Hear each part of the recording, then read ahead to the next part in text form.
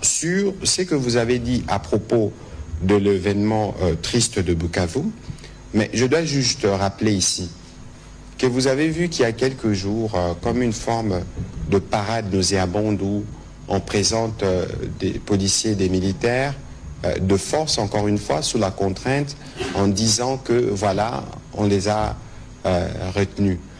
Alors, dans une ville qui est surarmée, parce que c'est l'armée rwandaise qui devrait assurer la sécurité, et donc on présume, il n'y a même pas besoin de présumer, des dispositions sécuritaires ont été prises pour quadriller tous les secteurs.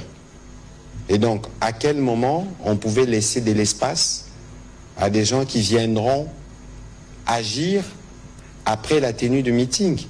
Ici, on assiste au bourreau qui crie à la victime. Mais cela ne les dédouanerait pas parce que le ministre de la Santé disait tout à l'heure, on a déjà vu ce qu'ils font à Goma.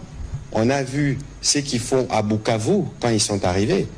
Et ce qui s'est passé aujourd'hui, c'est un acte qui est prémédité parce que c'est des terroristes, c'est dans leur ADN. Il y a eu sûrement des explosions d'une part, mais il y a eu des tirs à bout portant d'autre part. Qui a tiré ?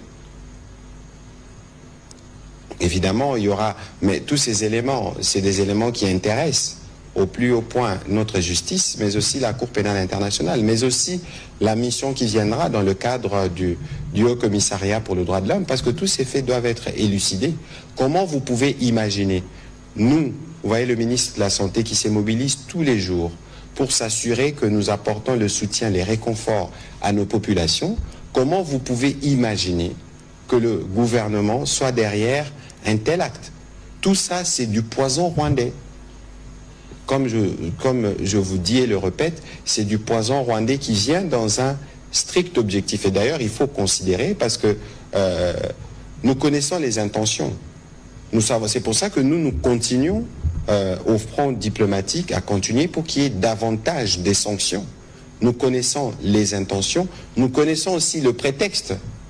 Parce qu'après, on va dire, voilà, on attaque les populations et les lendemains, c'est l'armée rwandaise qui redéclenche les opérations. Je ne suis pas prophète, mais c'est ce qui risque d'arriver parce que nous connaissons les méthodes. Quoi qu'il en soit, nous allons demander à nos populations de Bukavu de rester vigilants. Vous avez contraint les populations le matin à aller au meeting de manière obligatoire, après pour les tuer. Ensuite, vous voulez commencer à fabriquer des vidéos, des audios, pour dire voilà, c'était des actes prémédités. Mais alors, si c'était des actes